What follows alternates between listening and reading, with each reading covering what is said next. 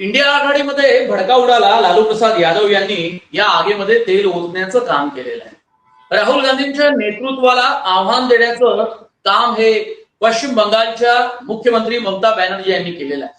हरियाणा आणि महाराष्ट्राच्या विधानसभेच्या निवडणुकीनंतर इंडिया आघाडीमध्ये वेगानं नेतृत्व बदलाच्या संदर्भामध्ये हालचाली सुरू झालेल्या आहेत. ममता बॅनर्जी यांच्या बाजूने अनेक नेते दिसत आहेत. तर अदानीवरून केलेल्या आंदोलनाला तृणमूल काँग्रेसनं अजिबात राहुल गांधींच्या नेतृत्वात सुरू असलेल्या संसदेच्या प्रांगणामध्ये किंवा बाहेर आंदोलनाला समर्थन किंवा सहकार्य अजिबात दिलेलं नाही. इंडिया आघाडीतलं हे नवं नेतृत्व कोण असेल आणि अदानीचा मुद्दा या नेतृत्वाच्या संदर्भामध्ये कसा तपासला जाऊ शकतो यावर चर्चा करण्यासाठी आपल्यासोबत ज्येष्ठ पत्रकार सुभाष शिर्के आणि जेएनयू मध्ये प्राध्यापक म्हणून काम करणारे प्राध्यापक डॉक्टर मिलिंद आव्हाड आपल्यासोबत जोडले गेलेले आहेत. मिलिंद आव्हाड यांच्याकडेच आधी जातो. अचानक इंडिया आघाडीमध्ये बदलाचे वारे का वाहू लागले आणि महाराष्ट्र आणि हरियाणा निवडणुकीनंतर या नेतृत्व बदलाला वेग येताना आपल्याला पाहायला मिळतोय. राहुल गांधींच्या नेतृत्वाबाबत अचानक इंडिया आघाडीमध्ये जे उत्तम वातावरण, सकारात्मक वातावरण लोकसभेच्या निवडणुकीनंतर आपल्याला पाहायला मिळालं ते मात्र खूपच आता कमी झालेलं दिसतंय. खरं म्हणजे दोन गोष्टी आहेत. एक तर एकूण इंडिया आघाडीचे जे विविध राज्यातील राजकीय पक्षाची जे मित्र पक्ष आहेत ते जर पाहिले तर आपल्या लक्षात येईल की उत्तरेत अखिलेश यादव आहेत, तिकडे ममता बॅनर्जी आहेत, तिकडे स्टॅलिन आहेत, उद्धव ठाकरे आणि श्री शरद पवार आहेत, लालू प्रसाद यादव आहेत, प्रकाश करात सीपीआय सीपीएम, त्याच्यानंतर म्हणजे एकूण ज्या आघाडीच्या सरकारचा राज्यांमध्ये बिगर भाजपा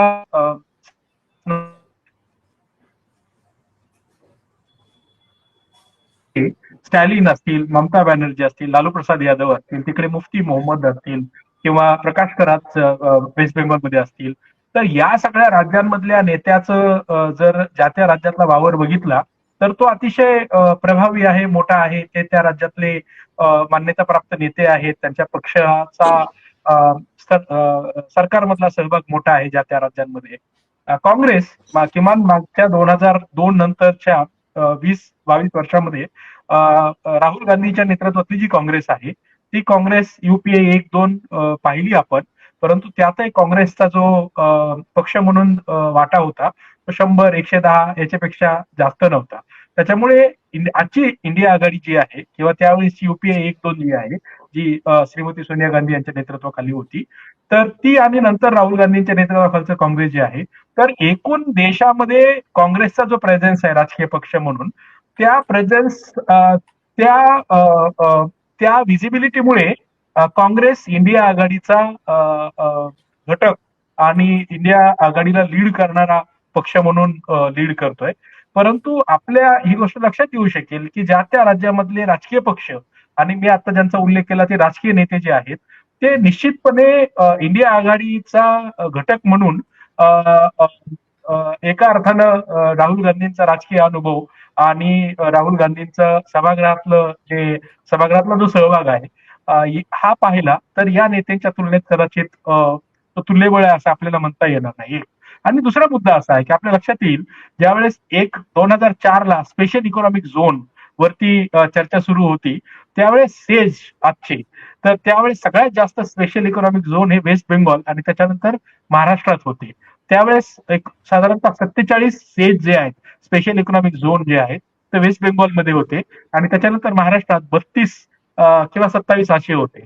तर त्यावेळेसच्या सेजला विरोध करणारे जे सीपीआय सीपीएम जे होतं जे राजकीय त्यावेळेसचं सरकार चालवत होतं तर सीपीएमनं त्यावेळेस सेजला विरोध केला आणि ममता बॅनर्जी ज्या आहेत त्या सेज स्पेशल इकॉनॉमिक झोन असले पाहिजेत आणि एकूण इंडस्ट्रियलायझेशन आणि त्या अनुषंगाने असणारी संबंध देशामधली जी चर्चा आहे तर त्या चर्चेला लीड करणारी तृणमूल काँग्रेसची त्यावेळेसची मंडळी किंवा त्यावेळेसची ती लाईन होती. त्याच्यामुळे माझा मुद्दा असा आहे की या राजकीय पक्षांचा ज्या त्या राज्यामधला जो वावर आहे राजकीय पक्ष म्हणून तो वैशिष्ट्यपूर्ण आहे एक. आणि दुसरं, या राजकीय पक्षांचे ज्या त्या राज्यांमधले उद्योग व तत्सम स्वरूपाच्या ज्या बाबी आहेत त्याला घेऊन असं एक स्वतंत्र धोरण आहे, जे धोरण काँग्रेसच्या धोरणाबरोबरच असेल असं आपल्याला म्हणता येणार नाही. उदाहरणार्थ महाराष्ट्रातही आपल्याला हे लक्षात येऊ शकेल की संबंध देशामध्ये ज्या आता स्पेशल इकॉनॉमिक झोन जे आहेत, ज्याला आपण आता महाराष्ट्रामध्ये कॉरिडॉर असं म्हणतात, मुंबई दिल्ली कॉरिडॉर, औरंगाबादचा एक कॉरिडॉर आहे, कोकणामध्ये एक नवीन एअरपोर्ट, पोर्ट आणि हे सगळं येतं. तर ही जी काही भांडवली विकास तत्वावरची जी नवीन मूलभूत पायाभूत सुधारणा जी आहे ती जरी देशाचं औद्योगिक चित्र बदलणार असेल तरी ही जी काही भांडवली विकास जो आहे, कॅपिटलिस्ट इन्फ्रास्ट्रक्चर असं आपल्याला म्हणता येईल, स्वच्छ रोड आहेत, मोठ्या मोठ्या रोड्स आहेत, एअरपोर्ट बनत आहेत, सगळीकडे मोठ्या इंडस्ट्रीज आहेत, सगळीकडे रोडवरती लाईट दिसत आहेत, त्याच्यामुळे देश बदलतोय औद्योगिक दृष्ट्या असं जरी वाटत असेल तरी हा जो बदल आहे हा बदल देशातल्या माणसाला केंद्रभूत ठेवून हा बदल होतोय का, याची सुद्धा कुठेतरी चर्चा होणं आवश्यक आहे. त्यामुळे माझा मुद्दा असा आहे की इंडिया आघाडीमध्ये काँग्रेसचं उद्योग व तत्सम स्वरूपाचं धोरण आणि त्यांचे जे काही घटक पक्ष आहेत, मग तिकडे स्टॅलिन असतील, इकडे समाजवादी पक्षाचे यादव असतील, अखिलेश, मुफ्ती मोहम्मद असतील, किंवा इकडे महाराष्ट्रात काँग्रेस आणि राष्ट्रवादी आणि शिवसेना असेल, श्री उद्धव ठाकरेंच्या नेतृत्वाखालची, यांचे जे धोरणं जी आहेत ते काँग्रेसच्या धोरणाशी सुसंगतच आहेत असं आपल्याला म्हणता येणार नाही. परंतु एका अर्थाने एक मोठी राजकीय इमॅजिनेशन आहे इंडिया आघाडी, आणि भाजपाला राष्ट्रीय स्तरावरती पर्याय देण्यासाठी या सगळ्या राजकीय नेत्यानं उभी केलेली ही आघाडी जी आहे, ही आघाडी निवडणूक व तत्सम काळामध्ये आपल्याला कार्यरत दिसते. परंतु त्यानंतर त्यांच्या संघटनात्मक बाबी असतील किंवा त्यांचे पक्षीय धोरणं असतील किंवा त्यांचा संसदेतला, म्हणजे आपण आता उल्लेख केला तसा राहुल गांधींचं अदानी आणि अंबानीवरती संसद आणि संसदेच्या बाहेरची भाषणं जी आहेत, ही बाहेरची भाषणं आणि संसदेतली भाषणं याच्या संबंधात इंडिया आघाडीच्या मित्रपक्ष तीच भूमिका घेतील याची काही शाश्वती नाही. त्याच्यामुळे मला असं वाटतं की या गोष्टी थोड्याशा वेगवेगळ्या आहेत आणि आपण याला अशा पद्धतीने जर बघितलं तर आपल्याला आत्ताची जी चर्चा सुरू आहे की इंडिया आघाडीचा नेता हा बिगर काँग्रेसी नेता बनू शकतो का, याच्यावरती ही चर्चा कशी पुढे जाते हे लक्षात येऊ शकते. अगदी. मी सुभाष शिर्के यांच्याकडे जातो. बघा, सामान्य माणसांना किंवा इंडिया आघाडीच्या भूमिकेशी सहमत असणारा असा एक देशातला वर्ग आहे आणि खास करून महाराष्ट्रामध्ये आपण हे चित्र पाहिलेलं आहे. मग असं सगळं असताना त्यांच्यामध्ये संभ्रमाचं वातावरण निर्माण होत आहे. आता बघा, नवी दिल्लीमध्ये 2025च्या फेब्रुवारीमध्ये विधानसभेची निवडणूक आहे आणि या निवडणुकीपूर्वीच आम आदमी पक्षानं एकला चलो रेचा नारा दिलेला आहे. महाराष्ट्रात जर आपण पाहिलं तर शरद पवारांचे अदानी यांच्यासोबतचे संबंध, त्यानंतर उद्धव ठाकरे यांनी आता नव्यानं बदललेली भूमिका ही फार सामान्य माणसांना बुचकळ्यात टाकणारी आहे. महाराष्ट्रामध्ये शरद पवार, उद्धव ठाकरे या दोन अलायन्स पार्टनरची भूमिका ही राहुल गांधी आणि ममता बॅनर्जी या दोघांपैकी कुणाचं नेतृत्व हे मजबूत असू शकेल, या संदर्भात त्यांच्या भूमिका कशा आहेत? म्हणजे ममता बॅनर्जी यांनी ही जी भूमिका घेतली 3 दिवसापूर्वी त्यांनी एका स्थानीय बंगाली न्यूज चॅनलला इंटरव्ह्यू दिला आणि ही घोषणा केली की मला अपोजिशन जो इंडिया ब्लॉक आहे त्याचं लिडरशिप घ्यायला आवडेल म्हणून. त्यानंतर आपण बघतोय की लगेच शरद पवार दुसऱ्या दिवशी म्हणाले की हा ममता बॅनर्जी कॅपेबल आहेत. त्याच्यानंतर लालू प्रसाद यादव म्हणतात की ममता बॅनर्जींना संधी दिली पाहिजे. दुसरीकडे YSR जे रेड्डी आहेत आंध्र प्रदेशचे, ते अचानक याच्यामध्ये येतात आणि जे बीजेपीच्या सोबत त्यांनी निवडणूक लढवली होती ते येऊन सांगतात की हो, ममता बॅनर्जी या अतिशय योग्य नेत्या आहेत त्या. त्यामुळं आपण एक बघतोय की लोकसभेमध्ये ज्या वेळेला उद्योगपती अदानी यांच्या विरोधामध्ये काँग्रेसने एक जोरदार मुद्दा लावून धरला होता अमेरिकेमधल्या ज्या सगळ्या चौकशीच्या नंतर, तो मुद्द्यावरती काँग्रेसला पाठिंबा द्यायला ममता बॅनर्जी यांनी नकार दिला आणि त्याच्यानंतर मग या सगळ्या घटना घडत गेल्या हे आपण लक्षात घेतलं पाहिजे. त्याच वेळेला दुसरी एक याला समांतर अशा घटना घडल्या ते पण आपण लक्षात घेतलं पाहिजे की अचानकपणे वेस्ट बेंगॉलचे जे गव्हर्नर आहेत सी.व्ही. आनंदा बोस हे अचानक यांचं चांगलं मत झालेलं आहे ममता बॅनर्जी यांच्या बाबत.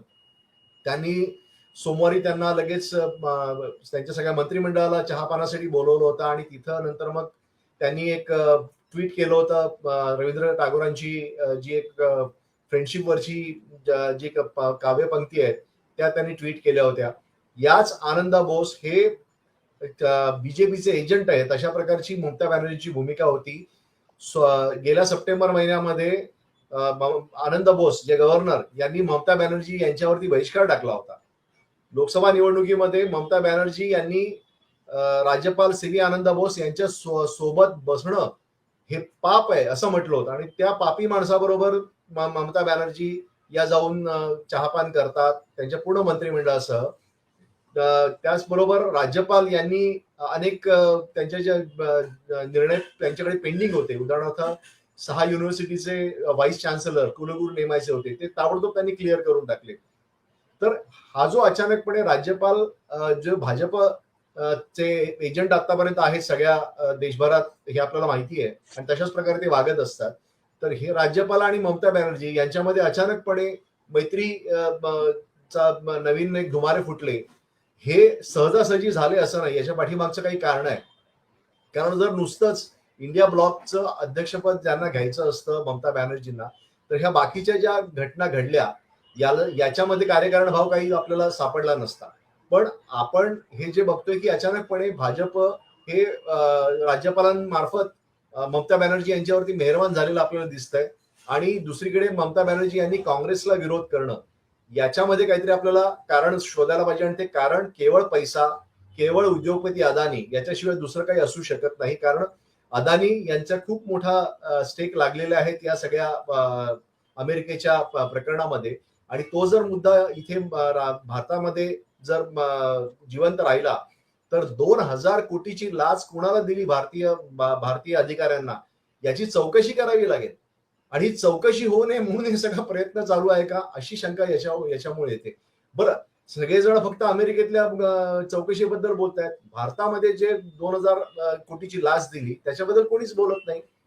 म्हणून एनरॉनच्या बाबतीत ज्यावेळेला फक्त 67 कोटीची खिरापत ही अधिकाऱ्यांना शिक्षणासाठी त्यांचं शिक्षण व्हावं नवीन एनर्जी पॉलिसी बाबत वाटली म्हणून भाजपनं पूर्ण गजब केला होता. भाजपचे सगळे जे घटक जे सगळ्या संघटना होत्या त्या एस गुरुमूर्तीपासून सगळेजण एकदम कामाला लागले होते आणि आज मात्र या 2,000 कोटीबद्दल भाजप काही बोलत नाही. त्यामुळे भाजपने करप्शन केलं हे ते करप्शन नसतं, ती एक टॅक्टिकल मूव्ह असते, ती चाणक्य नीती असते. पण बाकीच्यांनी करप्शन केलं तर ते करप्शन असतं, काँग्रेसने केलं तर ते जरूर करप्शन असतं किंवा बाकी कोणी केलं तर करप्शन असतं. हा एक नवीन पायंडा आपल्याला इथे पाहायला इकडे मिळतोय. अजित पवारांवरती 70,000 कोटीचा घोटाळ्याचा आरोप करणार आणि नंतर काही दिवसांनी त्यांना तुम्ही सोबत घेणार ही चाणक्य नीती होते. पण काँग्रेसमधल्या कोणी काही जर त्यांच्यावरती आरोप केले तर ते मात्र करप्शन असतं. तर हा जो प्रकार आहे हा लक्षात घेतला पाहिजे आणि या सगळ्या याच्यामध्ये अजूनही एक आपण लक्षात घेतलं पाहिजे की ममता बॅनर्जी यांची सर्वसमावेशकता आहे का? ममता बॅनर्जी ह्या कुणालाही सोबत घेऊन जाणाऱ्यांपैकी नाही आहेत. त्यांनी आतापर्यंत ज्या ज्या निवडणुका लढवलेल्या आहेत त्यांनी एकट्याच्या बळावर निवडणुका लढवलेल्या आहेत. हे एक मुद्दा आहे. ते अतिशय एककल्ली आणि हेकेखोर आहेत हे सगळ्यांना माहिती आहे. दुसरं, त्यांची ताकद आहे का? त्यांना युपी मध्ये त्यांनी निवडणूक लढून बघितली, पंजाबमध्ये निवडणूक लढून बघितली, गोव्यामध्ये निवडणूक लढून बघितली, त्यांनी महाराष्ट्रामध्ये सुद्धा निवडणूक लढून बघितली, पण त्यांना कुठेच यश मिळालं नाही. त्यामुळे त्या ऍक्सेप्टेबल पूर्ण देशभरात होतील असं नाहीये. त्यामुळे इंडिया ब्लॉकच्या अध्यक्षपद घेऊन ते साधणार काय? तर अदानीला मदत त्यासाठीच हा सगळा प्लॉय आहे का? या सगळी उठाठेव आहे का?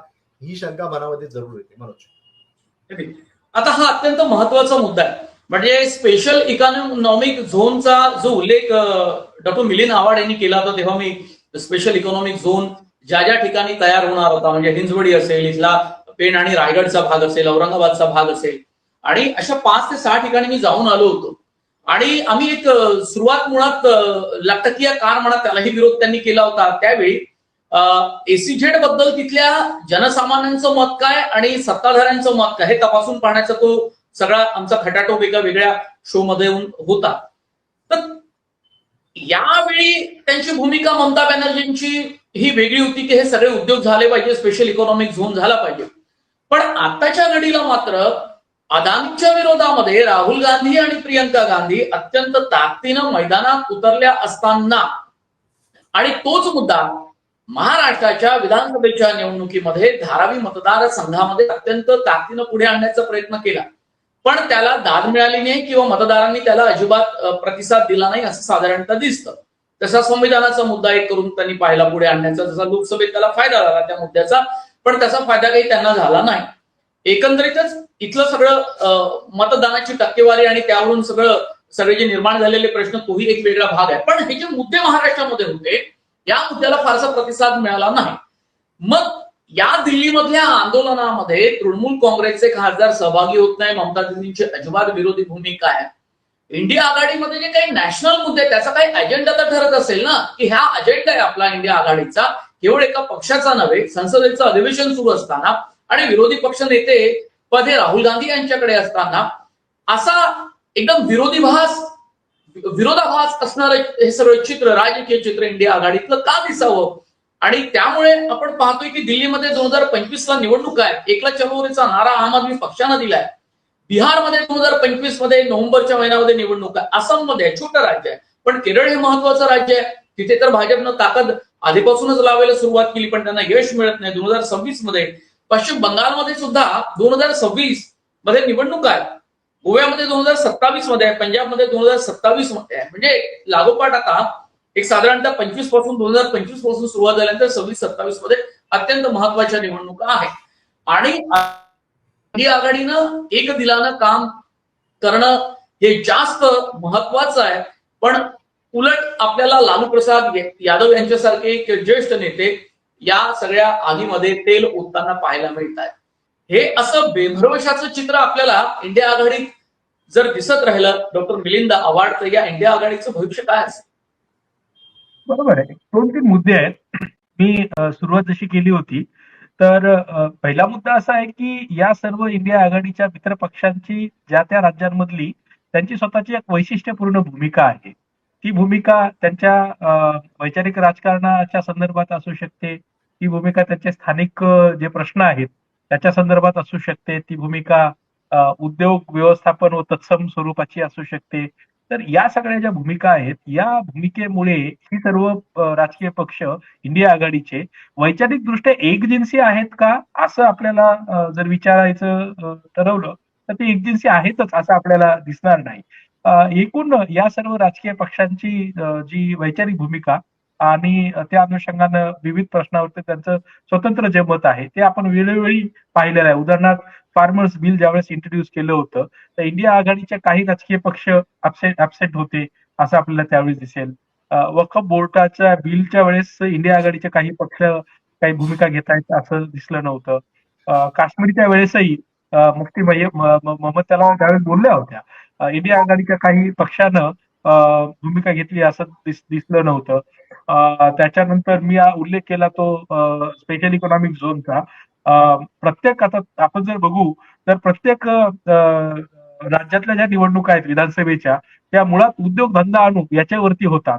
पण खरं म्हणजे हे आपण लक्षात घेतलं पाहिजे की जसा आपण उजव्या राजकीय विचाराला ओळखलेला आहे तसा उजवा आर्थिक विचार जो आहे त्याला ओळखण्याची गरज आहे. आणि मला असं वाटतं की एफडीआयच्या माध्यमातून दक्षिण एशियाई देशामध्ये किंवा भारतासारख्या देशामध्ये ज्यावेळेस प्रचंड मोठ्या प्रमाणात राजकीय उजवा विचार येतो म्हणजे भांडवली विचार येतो त्यावेळेस तो उदाहरणार्थ आता आपण उल्लेख केला तसा पूर्ण कोकण एमआयडीसी बनेल, मराठवाड्याची एमआयडीसी औरंगाबाद वाढतीये ती जालन्यापर्यंत जाते असा उल्लेख केला. मुख्यमंत्र्यांनी त्यांच्या पहिल्या भाषणात त्याचा उल्लेख केला. म्हणजे राज्यामध्ये प्रचंड मोठ्या स्वरूपात उद्योग व तत्सम स्वरूपाची गोष्ट येईल. परंतु हा जो उद्योग आहे किंवा ही जी गुंतवणूक आहे ही गुंतवणूक किंवा हा उद्योग स्थानिक लोकांचे प्रश्न कसे सोडवेल किंवा त्यांची आर्थिक सुबकता किंवा त्यावरती काही उत्तर देईल का आरोग्य, शिक्षण व तत्सम स्वरूपाचे त्यांचे जे प्रश्न आहेत याला घेऊन यांचे काही स्वतंत्र मत आहे का, तर ही चर्चाच नाही. राज्यांमध्ये उद्योगधंदे आणण्याची स्पर्धा आहे. भांडवली गुंतवणूक आणण्याची स्पर्धा आहे. खरं म्हणजे आपल्या लक्षात येईल भारतामध्ये 90च्या अगोदर भांडवली गुंतवणुकीला विरोध याच्यावरती भारताचं आणि राज्याचं राजकारण त्यावेळेस फिरायचं.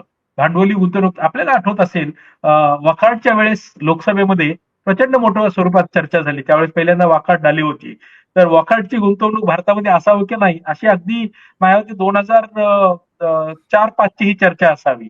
पण 20 वर्षाच्या काळामध्ये भांडवली गुंतवणूक हा प्रॉब्लेम आहे असं कोणत्याच राजकीय पक्षांना वाटत नाही आणि हा खरा प्रॉब्लेम आहे. त्यामुळे मला असं वाटतं की संबंध देशामध्ये उजवा राजकीय विचार व उजवा आर्थिक विचार याची एक छुपी युती आहे आणि ही जी युती आहे ही युती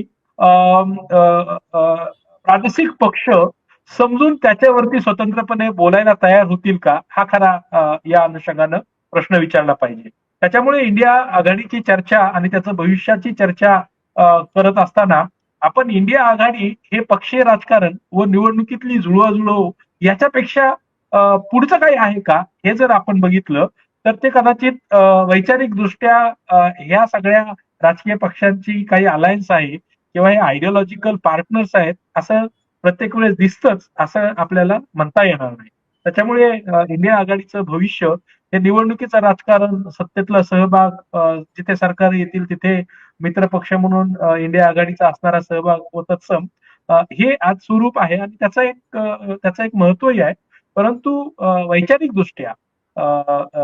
दृष्ट्या या इंडिया अलायन्सची जी मैत्री आहे ती किती पक्की आहे, त्यांचं धोरणांवरती ती किती निश्चित आहेत एकामेकाबरोबर, या गोष्टीचं मला असं वाटतं की त्याची एक स्वतंत्र चर्चा होणं या अनुषंगानं आवश्यक आहे.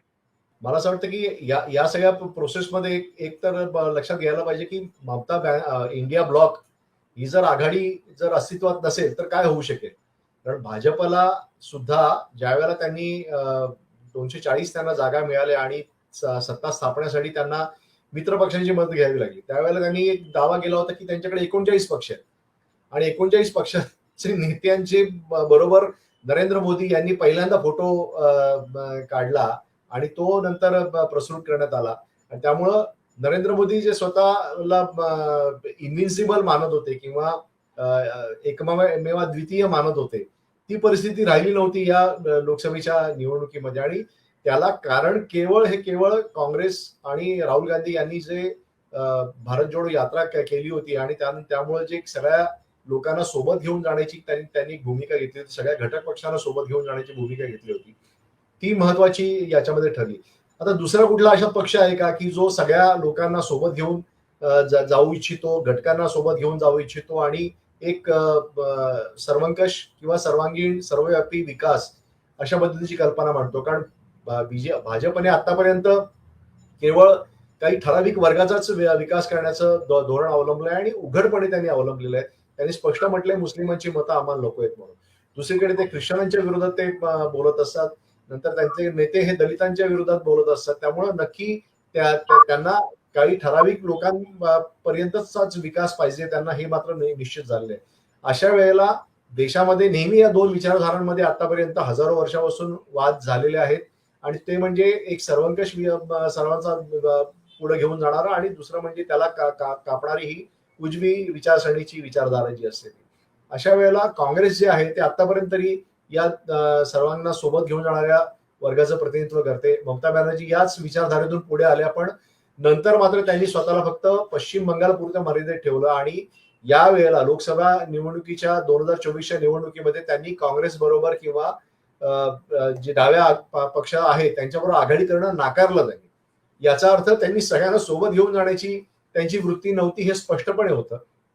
आणि त्यामुळं ममता बॅनर्जी जर म्हणत असेल की आता मी इंडिया ब्लॉकचं मी नेतृत्व करते, मी सगळ्यांना सोबत घेऊन जाणार आहे, तर हा पूर्ण विरोधाभास आहे.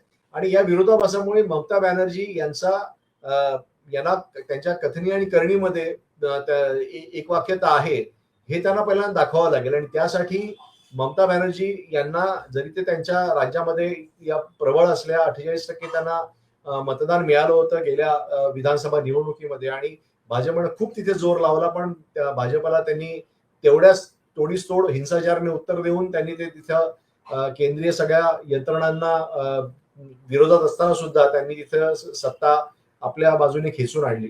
त्यामुळं ममता बॅनर्जी यांनी वेस्ट बेंगॉल पुरतं त्यांनी त्यांचं नेतृत्व सिद्ध केलेलं आहे, पण बाकी जो एक सर्वव्यापी एक त्यांना नेतृत्व त्यांना देण्याची क्षमता लागते ती मात्र त्यांनी कधी दिली नाही. आणि त्यामुळं ममता बॅनर्जी या सगळ्यांना सोबत घेऊन जाणाऱ्या नेत्या असं काही त्यांच्याबद्दल मत होऊ शकत नाही. आणि तो त्यांना एक मोठा ड्रॉबॅक आहे. त्यांना जर इंडिया ब्लॉकसाठी नेतृत्व करायचं असेल तर त्यांना पहिल्यांदा डाव्या आघाडीच्या पक्षांशी जोडून घ्यावं लागेल, कारण केरळमध्ये त्या काय करणार आहे तिथे. मुळात ममता बॅनर्जी यांच्या नेतृत्वाला सुद्धा खूप मर्यादा आहे आणि त्यांचा आदरदायी स्वभाव, एकेकोर स्वभाव सुद्धा या देशामध्ये वेगवेगळ्या राजकारणाच्या वेगवेगळ्या टप्प्यामध्ये वेगवेगळ्या सरकारमध्ये सुद्धा आपण पाहिलेला आहे. भले तो जयललिता आणि ममता बॅनर्जी अटल बिहारी वाजपेयी यांच्यासोबत असताना सुद्धा आपण त्यांचं राजकारण पाहिलं आहे. पण पश्चिम बंगालमध्ये निश्चितशय त्यांनी भाजपला रोखून धरलं आणि भाजपच्या आमदारांची संख्या वाढली असताना सुद्धा सत्तेपर्यंत त्यांचं पोहोचणं हे अवघड करून टाकलं होतं ममता बॅनर्जी यांनी. पण जर ममता बॅनर्जी मुळात इंडिया आघाडीमध्ये नितीश कुमार यांच्यासारखे अत्यंत महत्वाचे आणि जुने जाणते नेते होते, पण त्यांनी ऐनवेळी गुलांट उडी घेतली आणि ते भाजपच्या मध्ये गेले, म्हणजे एनडीए मध्ये गेले आणि बिहारमध्ये आपली सत्ता त्यांनी काबीज ठेवली. अर्थात त्यांच्या नेतृत्वाकडे अत्यंत वेगवेगळ्या नजरेनं हे कायम पाहिलं गेलेलं आहे. आणि असा एक अत्यंत विचित्र असा स्टँड आणि इंडिया आघाडीसाठी अत्यंत अडचणीचा असा स्टँड त्यांनी घेतलेला होता. पण आता इंडिया आघाडीमधलं जर आपण दुसरं नेतृत्व पाहिलं, राहुल गांधी आहे, प्रियंका गांधी त्यांच्या सोबतीला आले, नितीश कुमार यांनी इंडिया आघाडीचा विश्वासघात केल्याचं संबंध देशाला पाहिलं. यानंतर शरद पवार यांच्यासारखं एक नेतृत्व आहे, पण त्यांच्या वयाला मर्यादा आहे.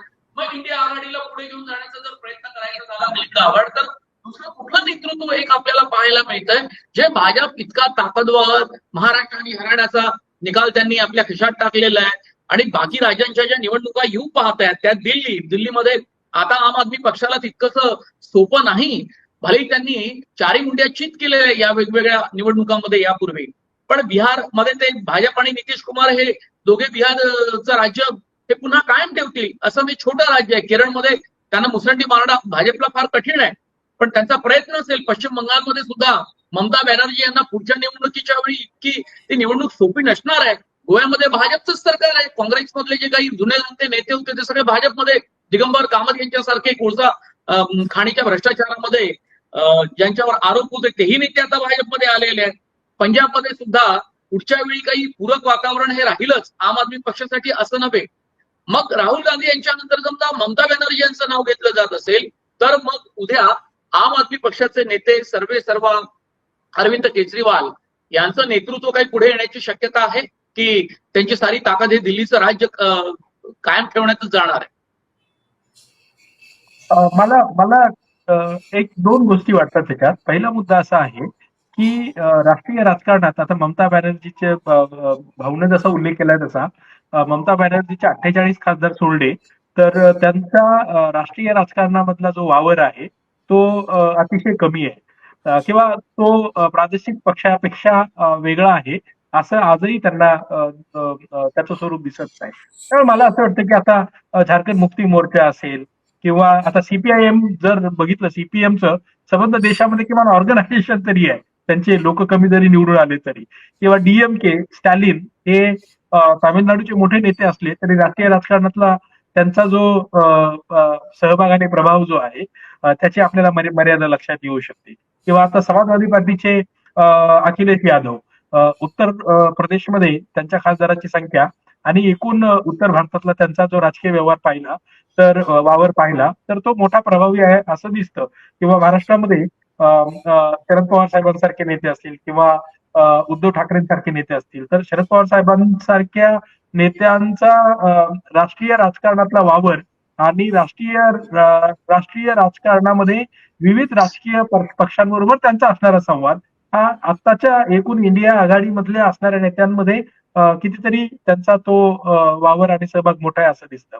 तर मला असं वाटतं की इंडिया आघाडीचा किंवा या स्वरूपाची राष्ट्रीय आघाडी लीड करणाऱ्या नेतृत्वाला देश काय विचार करतो हे इत्तमभूत माहीत असलं पाहिजे किंवा याची गरज आवश्यक आहे असं मला वाटतं. त्याच्यामुळे इंडिया आघाडीचा नेता हा कोणत्या प्रादेशिक पक्षाचा नेता आहे आणि त्या प्रादेशिक पक्षाकडे किती लोकसभेच्या जागा आहेत किंवा त्या प्रादेशिक पक्षाचं वोट शेअर त्या राज्यातला आणि बाकीच्या राज्यांमध्ये किती आहे, हे कदाचित महत्वाचं असेलच, परंतु त्याच्यापेक्षा या नेत्यांना देश काय विचार करतो हे इत्थंभूत माहीत असणं आवश्यक आहे.